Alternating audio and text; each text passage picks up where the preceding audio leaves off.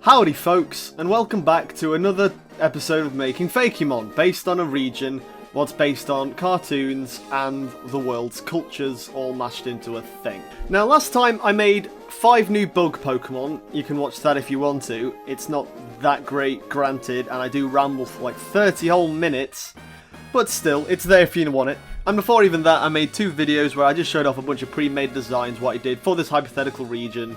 So again, they're there if you want it, but they're not that great. But I'm back with a new episode where, instead of doing what I said I was going to do last episode, since I made a bunch of bug types, I said I'd make a bunch of flying types and predators, because the big concept I wanted is that in all of these environments, there's a realistic food chain of all these Fakemon, right? But we're going to leave that idea for now, and I'm going to go back, because I realised in the first episode I did show off the first 3 starters, Cooptus, Pipe-Up, and Confuzzle, but I realised it was kind of bad of me to show off all the first evolutions without doing any evolutions. So that's what I'm going to do now. I guess you could say we're rebooting the series already after like 3 episodes, and we're going to start at the beginning again. Maybe I can try and set a standard of not making each episode like 20 to 30 minutes. I don't know how I can ramble for that long either, but still. So yes, as the title implies, we are going to be focusing on Cooptus, the Cactus Ball Grass Starter Fakemon. And we're going to be making 2 of its evolutions. I say 2 of its evolutions. It only has 2 evolutions. It's a starter. Crikey. Now, before I do jump into the speed drawing of the second evolution, because I only have speed drawings of the second 2 evolutions, I drew Cooptus and the other 2 starters just under a year ago, I think. It's a little bit weird why I did decide to give it a year before tackling these. But still, I guess I should probably explain the concept of Cactus and its evolutions before we start. As most starter trios in every Pokemon game, at least starting from Generation 6, I think, most starter trios do have an underlining theme. In Pokemon X and Y, they were like RPG classes. In Sun and Moon, like, they're all based on like circus acts. And in Sword and Shield, they're all meh. So, with this 3 starter trio, I did give them an underlining theme. Although I won't get into it until I get to the other 2 starters, because I don't know, I'll explain it as I go along. But the theme of Cooptus, what I'm sure you'll soon gather how it relates to the other 2 when we get to the other 2. Cooptus is a small little cactus ball, what has no legs. Those 2 little root things are meant to be its arms, dragging it across the ground, looking for water. And, well, it's weak. Obviously, it's only got 2 root limbs, it's incredibly flimsy and weak. So, although it does have rough skin, luckily, being a cactus, it doesn't get too offended, but deep down it knows it's not very superior in any way. It is just a ball. It can't even roll because it's got back spikes. So I do imagine it being very self-aware and self-conscious of its appearance. It's, you know, it's lacking in literal legs. It's quite unfortunate. Especially since it's a starter, you know. There's this whole concept that your starters are meant to be the backbone of your team. They're meant to be their fear. And yet Cooptus is just the weak grass starter what has noodle limbs. So it's sad. It's one of those very rarely gets picked starters because of its noodle limbs. So that's sad.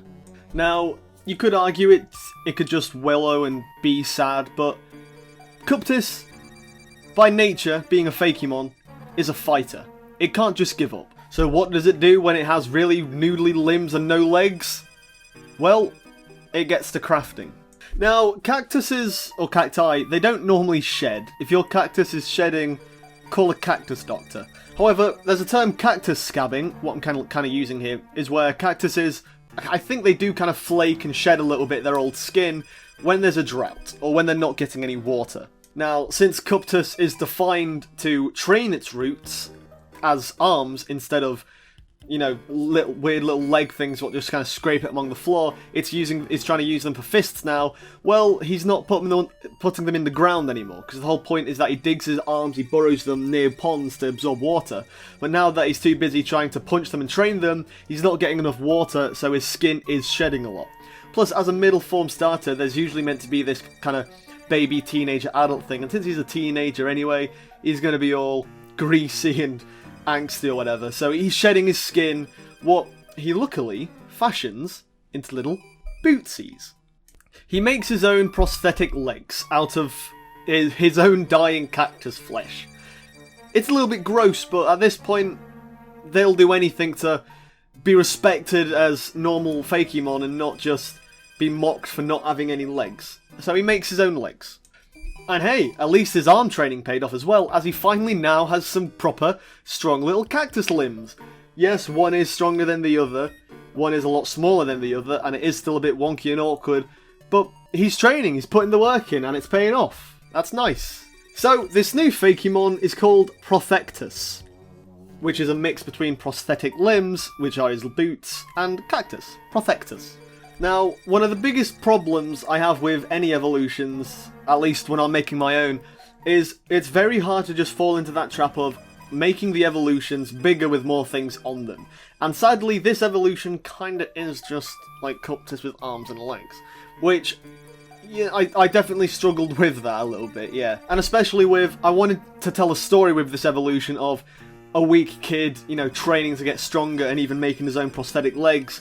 It was hard to make an evolution line what definitely had a clear link between an evolutionary line, where there's a clear growth going on between all three of these, but at the same time, them also being different species. Because most Pokemon evolutions are usually treated as just being different species entirely.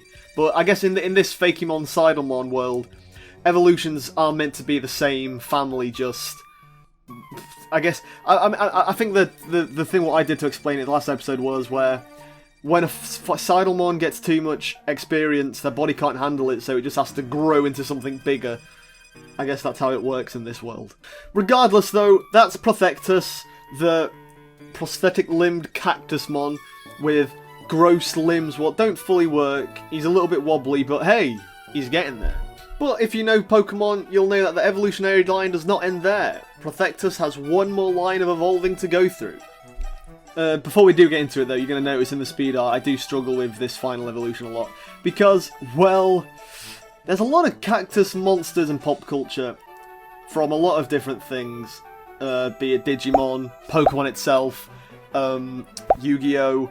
There's a lot of cactuses in pop culture. And... well, it was hard to try and make something original, so I definitely struggle with this design a lot, but still. So Prothectus, after so many, I guess you could say years, or levels, after years of suffering because of these dumb, fake legs, he gets old enough to the point where he realises, you know what, I don't need these anymore. You know? He gets older to the point where, I like to think, where he realises he doesn't need to pretend to be something he's not. He doesn't need these fake legs to feel important and powerful. He spent all of his life training with his cactus limbs, trained so hard to the point where he feels like he doesn't need them to feel powerful. He's already trained himself so much where he already feels powerful enough. So he finally grows out of them, leaving all the bottom roots left to make this kind of weird tangly mess of limbs like an octopus thing. What's funny because the water star is also an octopus squid thing. But still, slight problem though, is that he's trained so hard that his body's so big and absolute massive that, well, he's not getting a lot of water to his big beefy arms what he's worked so hard to get. Which actually kind of works out in his favour, because I like to imagine as the arms go down it gets drier and drier to the point where instead of it being a soft, moistened up cactus flesh, it's all dried up and rock solid, you know, powerful. Well, I feel like adds even more. Plus, it's a nice way of making cactus boxing gloves without clearly ripping off Digimon. I also noticed that, in starters, it's a common theme usually that most of the starters, by the third form, end up a lot more humanized than you'd expect. I mean, look at all the Sword and Shield starters, for example. They're incredibly humanized compared to, let's say, the Generation 1 starters. And I guess you could say, well, it's because all starters are meant to be this kind of... like I mentioned earlier, they're meant to be the backbone of your team. They're meant to be a sign of how far you've grown as a trainer. So I guess for them to be more humanoid and more easily imaginable to stand next to your partner, I guess that's a reason why, you know? So I wanted to try and make this one not too humanoid, but at least slightly more than a literal cactus ball. I also kind of struggled on making his colours because, well, Cooptus, I tried to give a kind of a dry cactus look, and then I didn't realise it until after the fact, but once I made Prothectus's colours, I realised I really liked them. They were really fresh and bouncy, even though the point of him was that he was having drying out flesh, but still, I liked them. And then, when I tried to make the final evolution, his name is Mitus, by the way, when making his colours, well, when I first did them, I liked them at first, but I realised they looked a bit too dry and a bit kind of uncomfortable, if that makes sense. It made me feel a bit weird, especially with all the roots. But I changed that in post to make them more vibrant, more, I guess, more accomplished, more bright, more happy. You know, like, you know, he's worked all of his life to get to where he is now, and he's damn well pleased of it. You know, he's bright. I like how the spikes have now turned, in the drawing they're orange, but I changed it to a bright red to show that it looks a bit like fire. You know, there was a fire inside of him, despite being a grass type, what made him, well, the giant beefy cactus he is now. I haven't mentioned Cooptus's or Prothectus's types, really, other than the fact that Cooptus was a grass type, but Prothectus was also a pure grass type, but Mitus is now a grass and fighting type, because obviously he's a giant grass fighting thing. I also like how monstrous he looks, because, well, another theme I wanted to have whilst designing all of these monsters were, well, the RPG monsters, what you can tame. That was how Pokemon started off, and I like the idea that, at least in these starters and most of the other forms, other Cidalmon, that there are untamed beasts what you can still befriend. I believe one of the main Pokemon designers said that for you to make a good Pokemon design, no matter what, you need to make sure that there's at least one aspect of them what can be friendly. And I like to think there's some friendliness in Mitus. I mean, he's beefy and proud, but I like to think, you know, a gentle giant, if you will. He'll only fight when he needs to, which is constantly if you're a Fakemon, but still. So anyway, that's the Cooptus line. We've got Cooptus, Prothectus, and Mitus.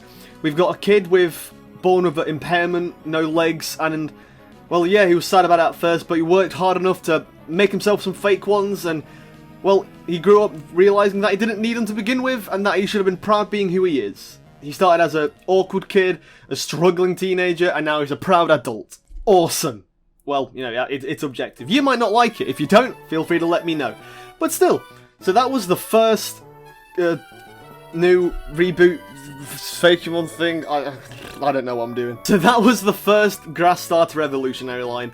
Next episode, I'm going to be making, I believe, the Pipe Up Evolutionary line, which is a Fire Hedgehog. Now, I wish me luck on those, because I'm kind of struggling on some ideas, because, well, it's kind of clear I'm not that good of an artist. But still, hey, I didn't manage to ramble for 30 minutes this time. I kept it a nice, clean 12 minutes. Awesome! Well, it's going to be more than that because I'm going to ramble an ending. But still, do you like these? Let me know. Would you abandon them? Would you choose them? Or would you need to wait for the other starters to make a clear decision? Let me know. And if you got this far, that's awesome. Thank you. What more can I say? You've heard all this shtick before. And if you have any ideas or improvements that you can make to these, feel free to let me know, because I'm down to change any of these, because I do feel like Mitus looks a little bit not Pokemon-like, if that makes sense. Which, I guess that's fine, because it's a Cidalmon, not a Pokemon. But I feel like, I'm not sure, but if you've got any ideas, feel free to let them know. Let me know, even. You know, there's no such thing as a bad idea, unless it is, in which case I'll also feel free to let you know. That's a joke. Anyway, folks, thank you all so much for watching. Enjoy the rest of your day, or if you're off to bed, have the sweetest of dreams, and I'll see you all in a bit. Toodaloo!